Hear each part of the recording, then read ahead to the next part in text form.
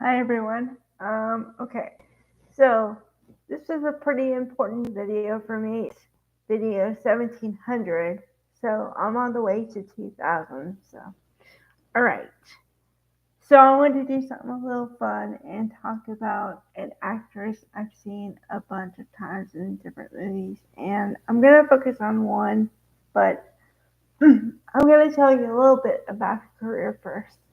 Um, She was born in 1963 and she started as a child actress in the 1970s.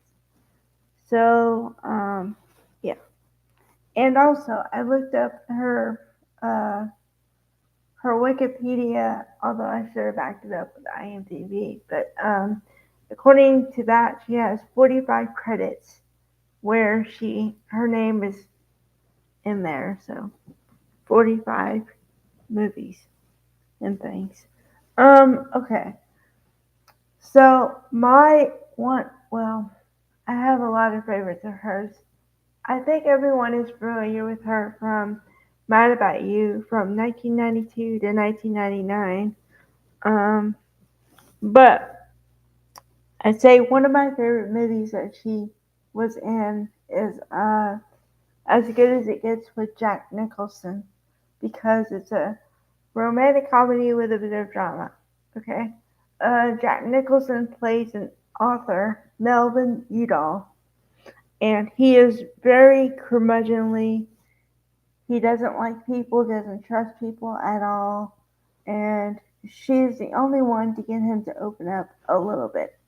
Um, I'd say one of my favorite scenes in that movie is when all he wants to do is go in the elevator and go to his room and just not be bothered. And there's this fan that just wants to keep asking him questions and questions. And he's like, I don't know. And then he gives because the main question that she wanted to ask was, um, you know, you're so perceptive. How do you know what's in a woman's mind? And okay, his response is epic because I think of a man and I take away all logic. So her response to that is epic, because she's in shock. She wasn't expecting that. She was expecting a more elaborate answer.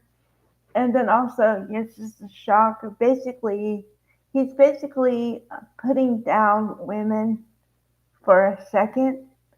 So it's like a shock where you open your mouth and like for a second, you know? Um, but yeah. And this thread of Helen Hunt playing the nice girl, nice woman, has gone. You can see it all through her career. Uh, in the movie Pay It Forward, well, in the movie Twister in 1996, she was the wife of the guy who was a earthquake chaser. So she was the support. In the movie Pay It Forward, she was a supportive mother and the mother who lost her son and dealt with the grief. And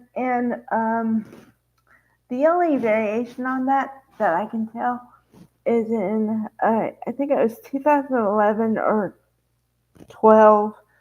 She made her directing debut with a Ride, which is a movie based on surfing, and she's a surfer, and this younger guy has an interest in her, but she doesn't take it seriously because she thinks the age gap is too much.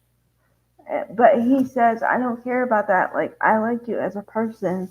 And finally, she listens to her heart, and they have a good relationship. I don't think they end up together, but they are together for a while. So I like it because yeah, you get a bit of happiness, but it's not happily ever after. But it also shows that you can have a relationship and end things, and it doesn't have to be this dramatic thing, where you can end on good terms. Um, yeah. So, um, and then of course, I talked about Castaway already, but to talk about her character a little bit, she is an artist and she's very supportive of, uh, Tom Hanks' character. They've been in a relationship for a long time. So again, she's the supportive kind of backbone of the whole thing. So it kind of surprised me when the character didn't stick around for 4 years.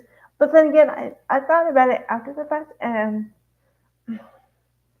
I mean, in her defense, they did try to look for him for a while, like a good while, and they looked everywhere around that they thought they could look, and they didn't find anything.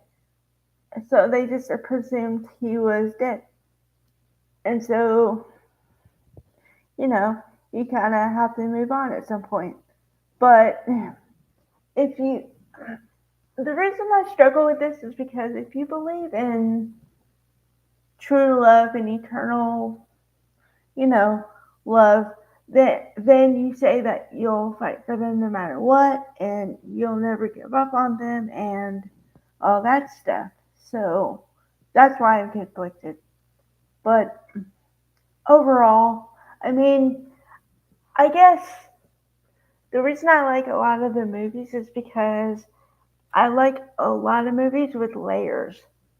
Like an onion that you peel back and there's more and more to discover. Those are the kind of movies I like. And I do like the movies that, you don't really have to think too hard sometimes. But I like a good thought provoking film most of the time. And or book. And or, well, but music is a little different because a song a song will either touch you or not. And if it touches you, you can either be laughing, crying, or whatever it is. And you know that that's when it's touched you. So, um, a little foray into how I think, but all right, for me.